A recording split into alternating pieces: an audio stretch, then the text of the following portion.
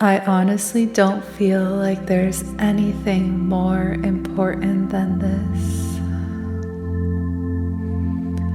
than the simplicity of coming back to the present moment, of feeling your breath, of tuning into your senses,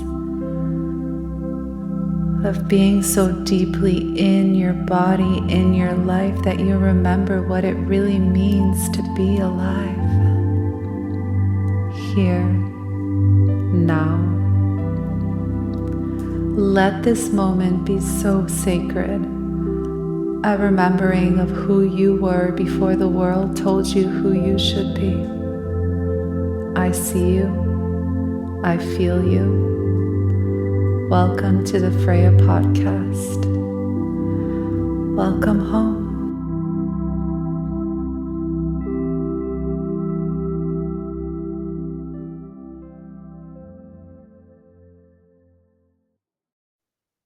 Hello, welcome to this week's Freya podcast.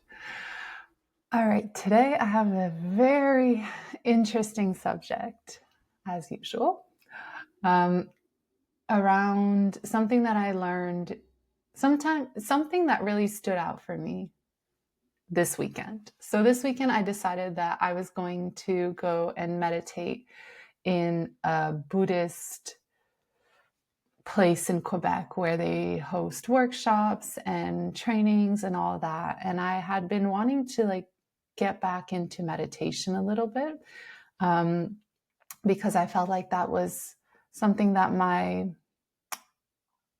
needed right now, because I really focused a lot on breathwork, somatic, all the body. And there was still an aspect of my mind that I felt was very active recently because of all the choices that I made and the situations in which I needed to put myself that were more situations that put me in the unknown. So what happens when we're put into the unknown is we try to control by being in our head.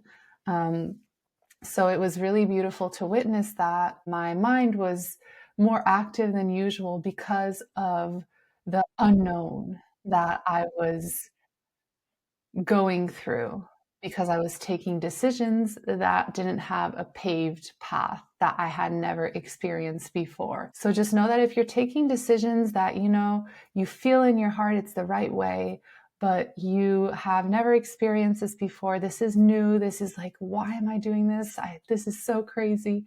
But it's the way. Just notice if your mind starts becoming more active, because the mind, what it wants to do is to keep us safe. And safe is just what is known, what the mind has experienced in the past, and what the mind has learned from different people, situations, environments, what it has been told, what it has been taught to believe. So when we're trying to shift out of that and move more into alignment with our hearts, then it requires us to do things that we've never done, and to do things that our brain might have considered was dangerous because of a limiting belief from someone else that we adopted, or that our parents might have told us this isn't good, or our friend or a teacher or anyone that we looked up to in that moment, and we decided to, oh, okay, this is what I will believe. So when we're trying to deconstruct all of that, or when we're moving to be more in alignment with ourselves, it requires us to get out of here a lot more, because this becomes very active in that process. So this is a huge parenthèse, but I was like, yeah, I think it would be good for me, because I meditate, I do breath work at home, I have my own little routine. I want to go deeper into this because Divine will be coming back out in January, and I want to show you guys how to incorporate a conscious lifestyle in modern day society. So I don't spend hours and hours meditating or doing breath work. That's not the vibe. That has never been the vibe. There are simple practices that I do every day that really just help me stay grounded, and I, flow through those practices in the way that makes sense for me in that moment. But yeah, I was wanting to be in a community because I had missed the feeling of being surrounded by people. You know, when you go into a temple in Bali, or you go to Quebec just to meditate in a Buddhist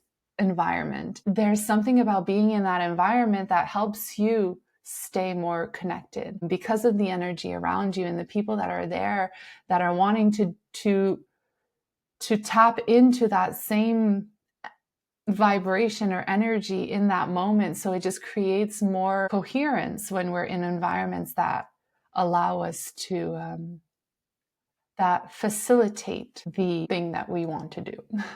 So this is why I feel community is such an important aspect, because it's so important to do it by ourselves. It's so important to do our life, our routines that help us in our everyday life. It's so important, but it's also really uplifting to get out of our little cocoon and go and practice with other people and connect and feel the energy of community. Both are really needed in the awakening process.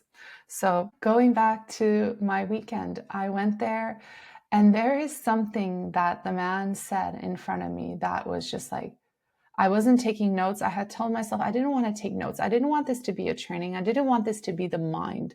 Like, I was going there to get out of here. So I was not going to start taking notes and noting everything. That was not the vibe. I just wanted to receive the wisdom in my body and be so present that whatever it is that needed to stick, needed to stick. And the man said a phrase in that moment. We were like maybe halfway through the workshop. It was 3 hours. Just before the pause, he said something, and I was like, oh my gosh, I need to note this down. I need to note this down. This was like the golden nugget for me in that workshop, the thing that I needed to hear that day to have everything make sense for me as a human being. And this is the phrase that he said. He said it in French, but I'm going to translate in English. A sensitive being naturally seeks pleasure and avoids suffering. Un être sensible recherche le bonheur et évite le malheur. Being a sensitive being, I resonated with that so much. I was like, oh my gosh. And it sounds super simple, like, of course, but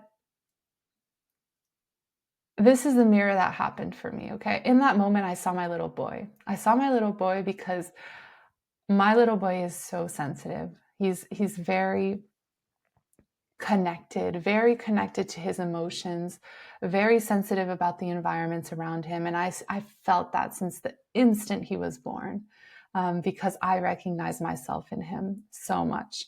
And, I have 2 boys, and I could only see this as much in him. And he mirrors so many aspects of me. And I really, what I want is to be able to model what I needed in those moments as a sensitive being. And it's been such a beautiful process, and also very humbling process, to be able to be that structure and that grounded presence, embodied presence for him as a sensitive being. And there was something that I kept noticing about him when he was in his life, and he was just so happy, so happy when things were good. Like when we were going to friend's house, or we were going to, ISO, or doing activities that really made him so happy. He would come to me, he's like, Mama, je t'aime, I love you, Mom, I love you so much. And like give me a huge hug and just tell me how happy he was. And, my other son is just more like, yeah, it's cool, but he's not as like, as excited about it. He's just like, cool, but I can still be eating my yogurt and I'd be happy, So this is like, I really love seeing them. And Kai, my son, I noticed that whenever there were things that he didn't necessarily want, like, I don't know, to go take his shower because he's having too much fun and he's having so much pleasure, he never wants the pleasure to end. He's always looking for pleasure, pleasure, pleasure, pleasure. And so when I tell him in those moments, you know what, like, we need to go take our showers, we're going to go to bed. And he's like, no, it's like the end of the world, because for him, it's suffering in a way. It's like, that's not what I want to do. I'm feeling discomfort. I don't want to go take my shower.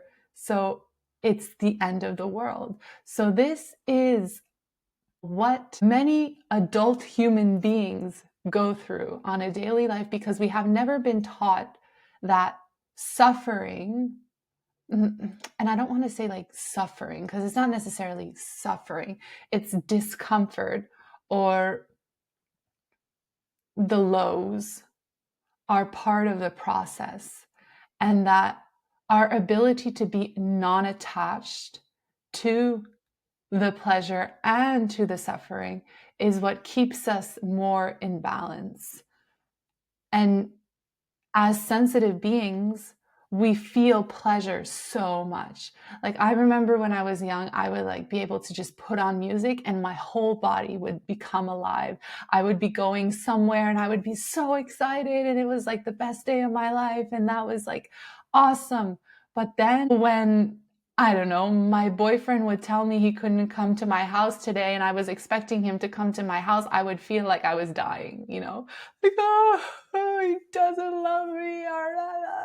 It's like the end of the world, because it's like suffering, discomfort. And it's just the fact that we feel everything so very deeply is part of our sensitivity. But then what we need in those moments of feeling is to realize that these are waves moving through us, and that the impermanence, the fact that they are not permanent, is part of life. And this is what I was taught yesterday in the Buddhist workshop.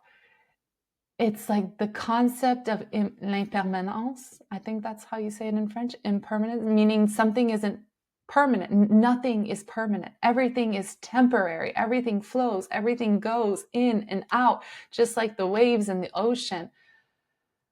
And it's our attachment to needing pleasure that keeps us away from freedom, from true happiness.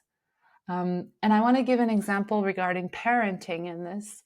So with Kai, what I realized when I met my boyfriend, who's more, structured, organized, has strong boundaries, is that I was lacking a lot of boundaries with my kids. And, when you feel emotions from the kids, if you're not able to regulate yourself, then you're often going to just give them pleasure. Just like, take it, do whatever you want. Because I don't want to feel the discomfort that's coming from you screaming or you being mad, or it's like we have no capacity to hold them in their emotions because we didn't really have that as young children, or we didn't get taught how to hold ourselves in our emotions. So in the beginning of not in the beginning, in a period of my life where I was just separating from the father of my children, there was a lot going on. I had trouble holding myself through my emotions. I became less strict in my boundaries, and I was just like, more, let's just take as much pleasure as we can have right now, because I'm struggling a little bit with the discomfort and giving myself a little break in this moment. So I was more loose on my boundaries in those days. And when I met my boyfriend, and I became more grounded, more strong, more solid, because of the work that I had done in the months and what we co-created together in our relationship. And I started learning all about boundaries and all about the beauty of them, and how that made Kai and my sons feel so much more safe. Because this is what happens. As sensitive beings, we're always going to chase pleasure, and we're going to avoid the suffering. But the golden nugget in this is that beyond the duality of pleasure and suffering, there is the sweet spot of equanimity. Equanimity meaning that whatever is, and it's all divine. It's all perfect in its imperfectness. It's all, I don't want to say good because it's not good or bad, but it's everything is. And it just is. And when we detach from needing to experience pleasure or avoiding suffering because we label it as good and we label it as bad, then we just realize that life moves through us. And in that moving of the emotions, we find freedom. Because this is what I realized with Freya, is that the whole purpose of what I do, when I was thinking about why am I doing this, there were so many little things, but everything came down to freedom. Freedom from this, and freedom from the cage that I've felt trapped in. And the freedom really lies in our ability to know that we're going to be okay no matter what. And when we cultivate that within our bodies, within our breath, within the present moment, and we allow what is to be without being like, naive, or without letting go of the boundaries and just accepting whatever is, it's like being so present in the moment that you don't even need to label it. You just need to be like, okay, I'm going to step away. And it just happens naturally. But you're not labeling it as good or bad. You're just moving in flow with whatever life is showing you. And so this is what I wanted to say before. It's with parenting. What we do is our child, we love seeing their light. We love seeing them happy. We love being sharing the experience of pleasure and happiness with the people that we love. This is something that we love the most. It's like when we're traveling and when we're alone, we always want to take a picture or video because we want to show the people we love what we're experiencing, and we want to share that. So it's great. It's easy, that's pleasure, fun, but then there's the other side of it, the discomfort, the lows, all of that, the part in the day where you're the mom and life, and you're just like, dude, we have to take our shower and go to sleep. And I know you're having a party downstairs and you're having a lot of fun, but this is life, because we know that if he doesn't go to sleep right now, the long-term happiness isn't going to be the best for our child, because he's going to be happy now, but tomorrow he's not going to be any happier because he went to bed late and was overstimulated and he didn't stay in that routine that provides him safety right now because he has school the next day and he needs to get up, and just life, And it's having the discernment of, okay, is this short-term pleasure or is this long-term happiness? Is this going to bring us more into flow, or is this just going to feed his desire for pleasure in the moment? And as a parent, we must be able to see that what we're providing for our kids is the safety and is in alignment with what we want for their life in the long term, in their happiness, because we're teaching them to become humans, independent human beings. And so if we come back to this, I'm going to say it, I'm going to close up on this, but it's instead of giving them what they want, the pleasure in the moment, which is so much fun, to give them something and to see their happiness and their pleasure and all that. It's to be the person who's there to give them the bad news that they have to take their shower. And then it's our role to hold that boundary and not be like, okay, yeah, 15 more minutes. Okay, yeah, you can do that. Okay. And showing them that their pleasure is more important than the long-term happiness. So if we're just giving them the lollipop when they want the lollipop because they're experiencing anger and cries and tantrums and the crises, then we're actually showing them that, okay, stop crying. That suffering or discomfort is dangerous. And that it's bad because we're just like feeding them the pleasure because we can't hold their discomfort. And I was doing this unconsciously at a moment of my life where I had less capacity to hold discomfort because I was already going through a lot of discomfort. So I was just like giving more pleasure and loose and all that. But then I realized, wow, what am I teaching them? Am I teaching them that what I want to teach them is that life is such a beautiful journey.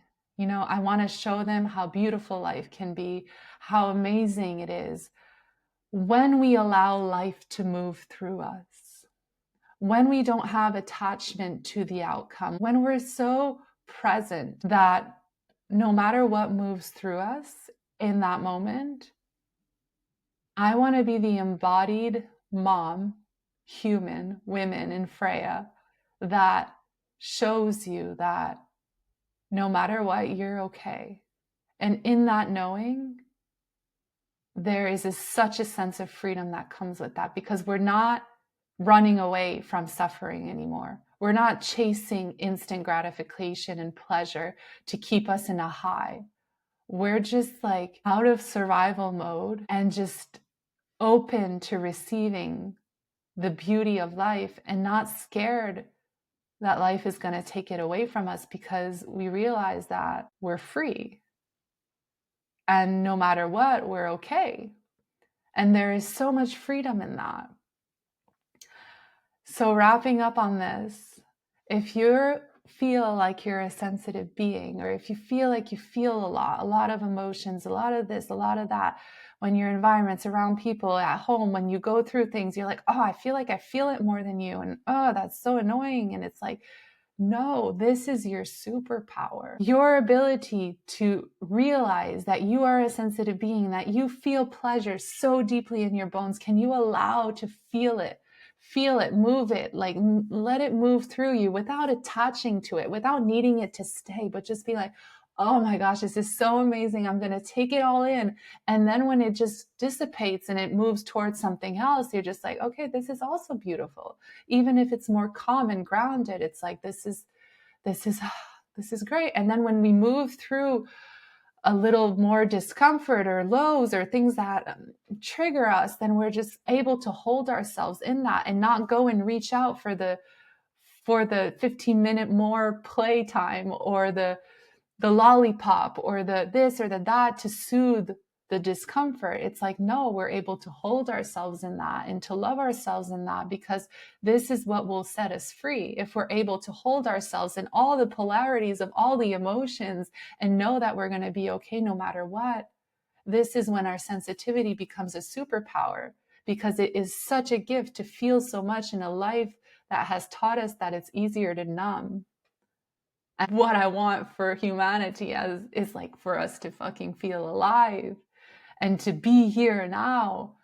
So aliveness means feeling everything without attaching to it as good or bad, wrong or right, black or white. So if you feel like you're a sensitive being and you can recognize yourself in these patterns of avoiding suffering and running away from it and not looking at it and just feeding pleasure or instant gratification or approval or whatever those like ego needs that we have, just notice that, recognize that, observe that, and see if you can sit behind it a little bit more, like a Buddha and like a monk and like your own Buddha, like not the perfect Buddha that just your human Buddha that's just like, okay, I'm just going to take a moment and observe this and start loving this sensitive being that just kind of needs guidance on how to live a life of polarity without letting it mean something about you or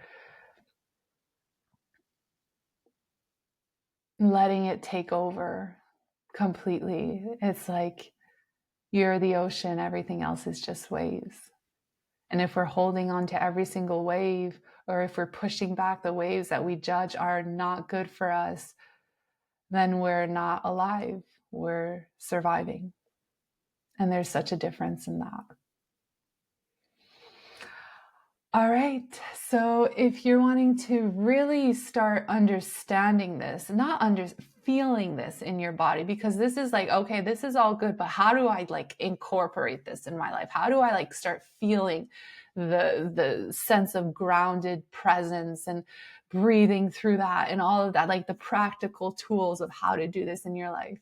I offer one-on-one coaching for anyone who really wants to dive deeper into this as a one-time session, as 3 months or 6-month membership. It's all up to you. You decide, and you can just go into it and see and then decide after. There's no pressure with that. Otherwise, Divine will be starting in 2026. This is going to be a group program where we really dive into how to incorporate this in our daily life, in our modern life, in society, in the life that goes fast, as a mom, as a girlfriend, as a this, as a that, like practical tools on how to become more divine. And when I say divine, I mean everything that I spoke of today. Like that is divine. Divine is knowing that no matter what, you're going to be okay because divine is moving through you. The divine is moving through you. And this sounds maybe a little bit woo-woo, but it's not. Like I make this so simple and so practical that you're going to be like, okay, she's not crazy. So that's divine starting in January. If you're interested, you can write to me privately and I will give you all the info. And otherwise, we're going to Costa Rica in February, from the 1st to the 7th of February. If you're interested in really experience something in person with me, with Sandy, one of my friends, we're doing this together in such a beautiful resort by the ocean, where nothing gets in the way of your inner healing or your remembering or your awakening, or you're just taking time for yourself, like just being 100% with yourself and having nothing to worry about but like if you're going to go walk on the beach tomorrow morning, so like that creates a very beautiful environment in order to go deeper within yourself. So if you're interested in that, you can write to me as well. Otherwise, I wish you guys such an amazing day, and let life move through you and show you that you're capable of much more than your mind thinks, and that your sensitivity is power. All right. Bye.